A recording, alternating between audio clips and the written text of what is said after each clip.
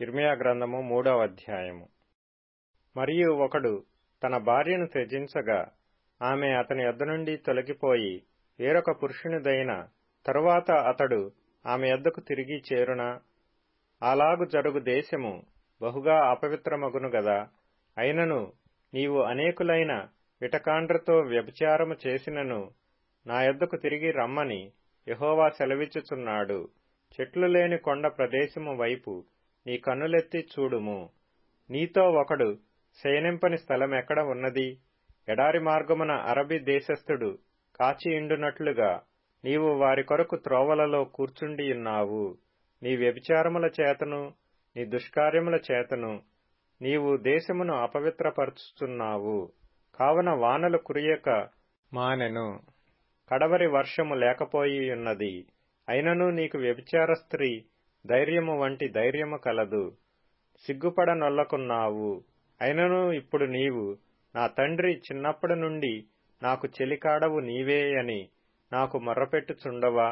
ఆయన నిత్యము కోపించునా, నిరంతరము కోపము చూపునా అని నీవనుకొనినను నీవు చేయదలిచిన దుష్కార్యములు చేయుచునేయున్నావు. మరియు రాజైన యోషీయా దినములలో యెహోవా నాకీలాగు సెలవిచ్చెను. ద్రోహిణియగు ఇశ్రాయేలు చేయు కార్యము నీవు చూచితివా? ఆమె ఉన్నతమైన ప్రతి కొండ మీదికిని పచ్చని ప్రతి చెట్టు క్రిందికిని పోవుచు అక్కడ వ్యభిచారము చేయుచున్నది. ఆమె ఈ క్రియలన్నిటినీ చేసినను ఆమెను నా యొద్దకు తిరిగి రమ్మని నేను సెలవీయగా ఆమె తిరిగి రాలేదు. మరియు విశ్వాసఘాతకురాలగు ఆమె సహోదరి అయిన యూదా దాని చూచెను. ద్రోహిణియగు ఇశ్రాయేలు వ్యభిచారము చేసిన హేతువ చేతనే నేను ఆమెను విడిచిపెట్టి ఆమెకు పరిత్యాగ పత్రిక ఇయ్యగా విశ్వాసఘాతకురాలగు ఆమె సహోదరి అయిన యూదా చూచియు తానునూ భయపడక వ్యభిచారము చేయుచూ వచ్చుచున్నది. రాళ్లతోనూ మొద్దులతోనూ వ్యభిచారము చేసెను. ఆమె నిర్భయముగా వ్యభిచారము చేసి దేశమును అపవిత్రపరచెను. ఇంతగా జరిగినను విశ్వాసఘాతకురాలగు ఆమె సహోదరి అయిన యూదా పైవేషమునకే గాని తన పూర్ణ హృదయముతో నా యొద్దకు తిరుగుట లేదని యెహోవా సెలవిచ్చుచున్నాడు. కాగా విశ్వాసఘాతకురాలగు యూదా కంటే ద్రోహిణియగు ఇశ్రాయేలు తాను నిర్దోషిని అని రుజువుపరుచుకొనియున్నది. నీవు వెళ్లి ఉత్తర దిక్కున ఈ మాటలు ప్రకటింపుము. ద్రోహిణివగు ఇశ్రాయేలు, తిరిగి రమ్ము. ఇదే యెహోవా వాక్కు. మీ మీద నా కోపము పడనీయను. నేను కృపగలవాడను గనుక నేనెల్లప్పుడూ కోపించువాడను కాను. ఇదే యెహోవా వాక్కు. నీ దేవుడైన యెహోవా మీద తిరుగుబాటు చేయుచు నా మాటను అంగీకరింపక ప్రతి పచ్చని చెట్టు క్రింద అన్యులతో కలిసికొనుటకు నీవు ఇటు అటు పోయిన నీ దోషము ఒప్పుకొనుము. ఇదే యెహోవా వాక్కు. భ్రష్టులగు పిల్లలారా, తిరిగి రండి. నేను మీ యజమానుడను. ఇదే యెహోవా వాక్కు. ఒకానొక పట్టణములో నుండి ఒకనిగాను ఒకానొక కుటుంబములో నుండి ఇద్దరినిగాను మిమ్మును తీసుకుని సీయోనునకు రప్పించెదను. నాకిష్టమైన కాపురులను మీకు నియమింతును. వారు జ్ఞానముతోనూ వివేకముతోనూ మిమ్ము నేలుదురు. మీరు ఆ దేశములో అభివృద్ధి పొంది విస్తరించు దినములలో జనులు యెహోవా నిబంధన మందసమని ఇకను చెప్పరు. అది వారి మనస్సులోనికి రాదు. దానిని జ్ఞాపకము చేసుకొనరు. అది పోయినందుకు చింతపడరు. ఇక మీదట దాని చేయరాదు. ఇదే యెహోవా వాక్కు. ఆ కాలమున యెహోవా యొక్క సింహాసనమని యెరూషలేమునకు పేరు పెట్టెదరు. జనములన్నీయు తమ దుష్ట మనస్సులో పుట్టు మూర్ఖత్వము చొప్పున నడుచుకొనక యెహోవా నామమును బట్టి యెరూషలేమునకు గుంపులుగా కూడి వచ్చెదరు. ఆ దినములలో యూదా వంశస్థులను ఇశ్రాయేలు వంశస్థులను కలిసి ఉత్తర దేశములో నుండి ప్రయాణమై మీ పితరులకు నేను స్వాస్థ్యముగా ఇచ్చిన దేశమునకు వచ్చెదరు. నేను బిడ్డలలో నిన్నెట్లు ఉంచుకొని రమ్య దేశమును, జనముల స్వాస్థ్యములలో రాజకీయ స్వాస్థ్యమును నేనెట్లు నీకిచ్చదననుకొని ఇంటిని. నీవు నా తండ్రి అని నాకు మర్రపెట్టి నన్ను మానవనుకొంటిని గదా. అయినను స్త్రీ తన పురుషునికి విశ్వాసఘాతకురాలగునట్లుగా ఇశ్రాయేలు వంశస్థులారా, నిశ్చయముగా మీరును నాకు విశ్వాసఘాతకులైతిరి. ఇదే యెహోవా వాక్కు. ఆలకించుడి, చెట్లు లేని మెట్టల మీద ఒక స్వరము వినబడుచున్నది.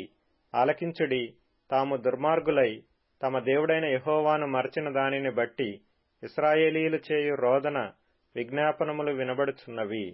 భ్రష్టులైన బిడ్డలారా, మీ అవిశ్వాసమును నేను బాగుచేసెదను. నీవే మా దేవుడువైన యెహోవావు. నీ యొద్దకే మేము వచ్చుచున్నాము. నిశ్చయముగా కొండల మీద జరిగినది మోసకరము, పర్వతముల మీద చేసిన ఘోష నిష్ప్రయోజనము. నిశ్చయముగా మా దేవుడైన యెహోవా వలన ఇశ్రాయేలునకు రక్షణ కలుగును. అయినను మా బాల్యము నుండి లజ్జాకరమైన దేవత మా పితరుల కష్టార్జితమును, వారి గొర్రెలను, వారి పశువులను, వారి కుమారులను, వారి కుమార్తెలను మృంగివేయుచున్నది. సిగ్గునొందిన వారమై సాగిలపడుదము రండి.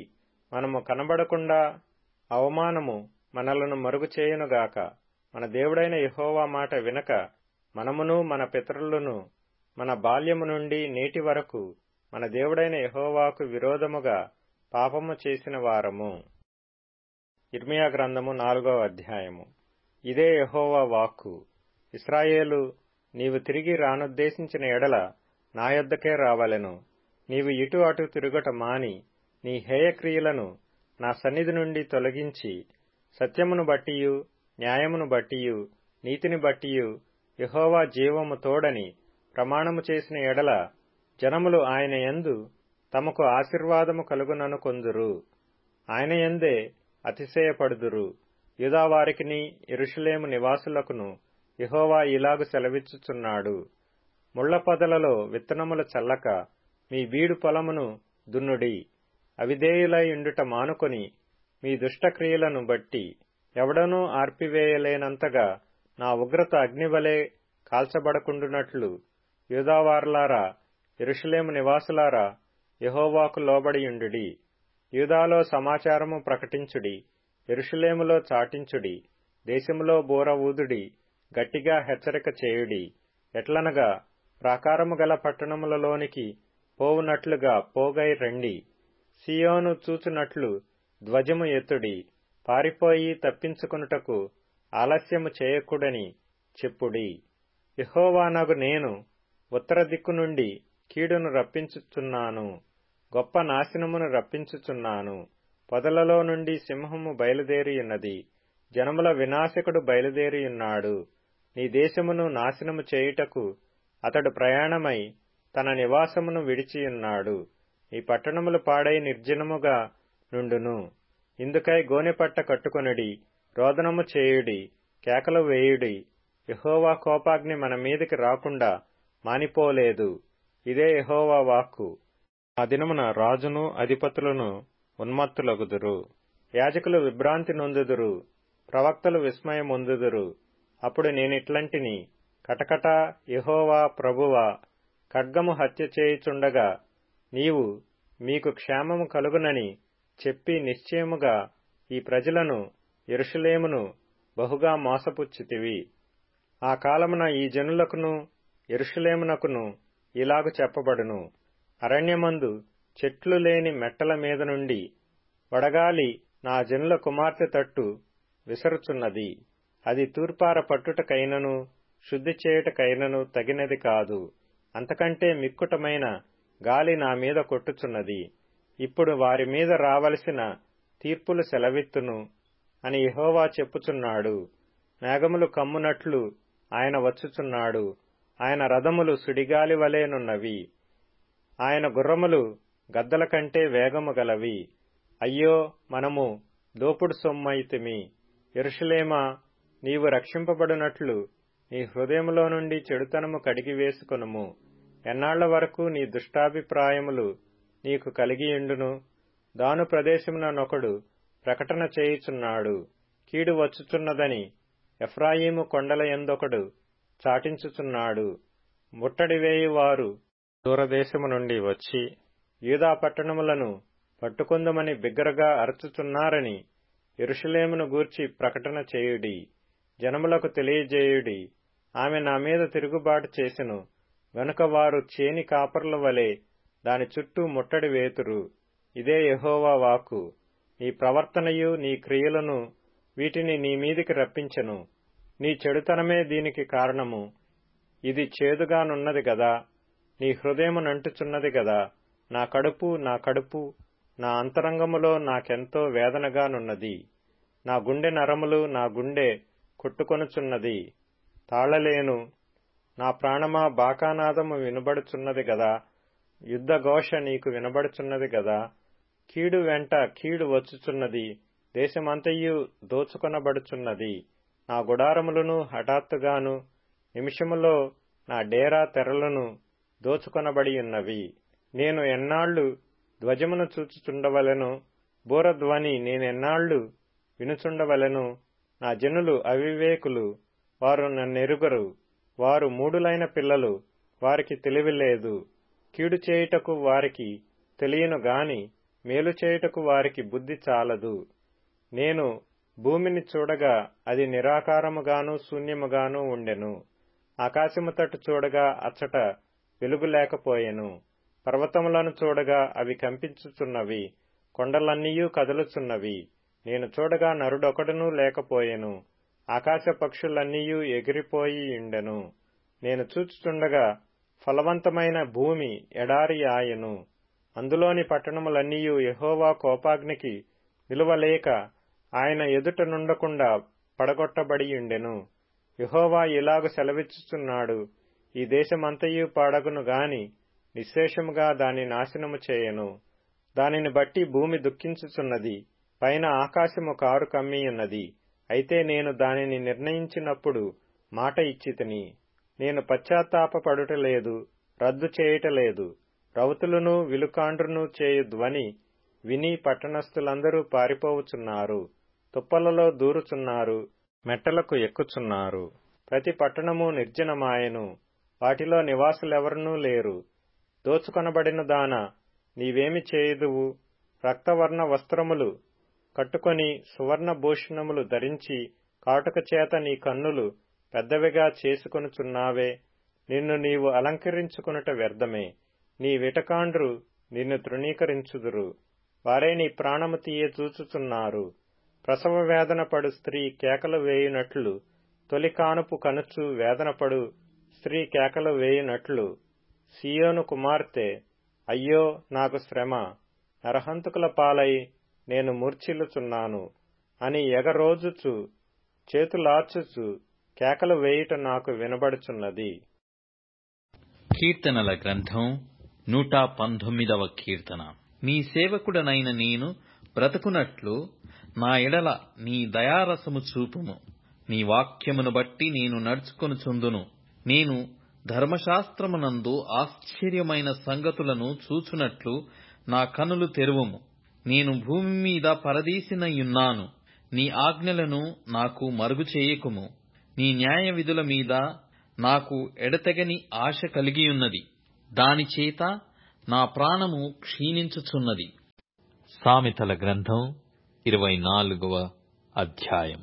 సరియైన మాటలతో ప్రత్యుత్తరమిచ్చుట పెదవులతో ముద్దు పెట్టుకొనినట్లుండును. బయట నీ పని చక్కపెట్టుకొనుము.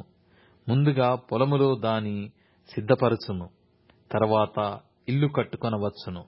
కొలస్సీయులకు రాసిన పత్రిక 1వ అధ్యాయం. మరియు గతకాలమందు దేవునికి దూరస్థులను మీ దుష్క్రియల వలన మీ మనస్సులో విరోధ భావము గలవారునై యుండిన మిమ్మును కూడా తన సన్నిధిని పరిశుద్ధులుగాను నిర్దోషులుగాను నిరపరాధులుగాను నిలువబెట్టుటకు ఆయన మాంసయుక్తమైన దేహమందు మరణము వలన ఇప్పుడు మిమ్మును సమాధానపరచెను. పునాది మీద కట్టబడిన వారై స్థిరముగా ఉండి, మీరు విన్నట్టియు ఆకాశము క్రింద ఉన్న సమస్త సృష్టికి ప్రకటింపబడినట్టియు ఈ సువార్త వలన కలుగు నిరీక్షణ నుండి తొలగిపోక విశ్వాసమునందు నిలిచియుండిన ఎడల ఇది మీకు కలుగును. పౌలను నేను ఆ సువార్తకు పరిచారకుడనైతిని. ఇప్పుడు మీ కొరకు నేను అనుభవించుచున్న శ్రమలను యందు సంతోషించుచు, సంఘము అను ఆయన శరీరము కొరకు క్రీస్తు పడిన పాట్లలో కొదువైన వాటి యందు నా వంతు నా శరీరమందు సంపూర్ణము చేయుచున్నాను. దేవుని వాక్యమును అనగా యుగములలోను తరములలోను మరుగు చేయబడియున్న మర్మమును సంపూర్ణముగా ప్రకటించుటకు మీ నిమిత్తము నాకు అప్పగింపబడిన దేవుని ఏర్పాటు ప్రకారము నేను ఆ సంఘమునకు పరిచారకుడనైతిని. అన్యజనులలో ఈ మర్మము యొక్క మహిమాశ్చర్యము ఎట్టిదో అది అనగా మీ యందున్న క్రీస్తు మహిమ నిరీక్షణయున్నాడను సంగతిని దేవుడు తన పరిశుద్ధులకు తెలియపరచకోరి ఇప్పుడు ఆ మర్మమును వారికి బయలుపరచెను. ప్రతి మనిషిని క్రీస్తునందు సంపూర్ణునిగా చేసి ఆయన ఎదుట నిలవబెట్టవలెనని సమస్త విధములైన జ్ఞానముతో మేము ప్రతి మనుష్యునికి బుద్ధి చెప్పుచు ప్రతి మనిషినికి బోధించుచు ఆయనను ప్రకటించుచున్నాము. అందునిమిత్తము నాలో బలముగా కార్యసిద్ధి కలగజేయు ఆయన క్రియాశక్తిని బట్టి నేను పోరాడుచు ప్రయాసపడుచున్నాను. కొలస్సీయులకు రాసిన పత్రిక 2వ అధ్యాయము. మీ కొరకును లవదొకియ వారి కొరకును శరీర రీతిగా నా ముఖము చూడని వారందరి కొరకును నేను ఎంతగా పోరాడుచున్నానో మీరు తెలుసుకొనగోరుచున్నాను. వారు ప్రేమయందు అతుకబడి సంపూర్ణ గ్రహింపు యొక్క సకలైశ్వర్యము కలిగిన వారై దేవుని మర్మమయ్యున్న క్రీస్తును స్పష్టముగా తెలుసుకొన్న వారై తమ హృదయములలో ఆదరణ పొందవలెనని వారందరి కొరకు పోరాడుచున్నాను. బుద్ధి జ్ఞానముల సర్వ సంపదలు ఆయన యందే గుప్తములయ్యున్నవి. ఎవడైనను చక్కని మాటల చేత మిమ్మును మోసపరచకుండునట్లు ఈ సంగతిని చెప్పుచున్నాను. నేను శరీర విషయములో దూరముగా ఉన్నను, ఆత్మ విషయములో మీతో కూడా ఉండి మీ యోగ్యమైన ప్రవర్తనను క్రీస్తునందలి మీ స్థిర విశ్వాసమును చూచి ఆనందించుచున్నాను. కావున మీరు ప్రభువైన క్రీస్తు యేసును అంగీకరించిన విధముగా ఆయన యందు వేరుపారిన వారై ఇంటివలె కట్టబడుచు మీరు నేర్చుకొనిన ప్రకారముగా విశ్వాసమందు స్థిరపరచబడుచు కృతజ్ఞతాస్తుతులు చెల్లించుటయందు విస్తరించుచు ఆయన యందుండి నడుచుకొనుడి. ఆయనను అనుసరింపక మనుషుల పారంపర్యాచారమును అనగా ఈ లోక సంబంధమైన మూలపాఠములను అనుసరించి మోసకరమైన నిరర్ధక తత్వజ్ఞానము చేత మిమ్మును చెరపట్టుకొని పోవువాడెవడైనా ఉండునేమో అని జాగ్రత్తగా ఉండుడి. ఏలయనగా దేవత్వము యొక్క సర్వ పరిపూర్ణత శరీరముగా క్రీస్తునందు నివసించుచున్నది, మరియు ఆయన యందు మీరును సంపూర్ణులయ్యున్నారు. ఆయన సమస్త ప్రధానులకును అధికారులకును శిరస్సయ్యున్నాడు. మీరును క్రీస్తు సున్నతియందు శరీరేచ్ఛలతో కూడిన స్వభావమును విసర్జించి ఆయన యందు చేతులతో చేయబడని సున్నతి పొందితిరి. మీరు బాప్తిస్మమందు ఆయనతో కూడా పాతిపెట్టబడిన వారై ఆయనను మృతులలో నుండి లేపిన దేవుని ప్రభావమందు విశ్వసించుట ద్వారా ఆయనతో కూడా లేచితిరి. మరియు అపరాధముల వలనను శరీరమందు సున్నతి పొందక యుండుట వలనను మీరు మృతులయ్యుండగా దేవుడు వ్రాతపూర్వకమైన ఆజ్ఞల వలన మన మీద రుణముగాను మనకు విరోధముగాను ఉండిన పత్రమును మేకులతో సిలువకు కొట్టి దానిమీద చేవ్రాతను తుడిచివేసి మనకు అడ్డము లేకుండా దానిని ఎత్తివేసి మన అపరాధములన్నిటినీ క్షమించి ఆయనతో కూడా మిమ్మును జీవింపచేసెను.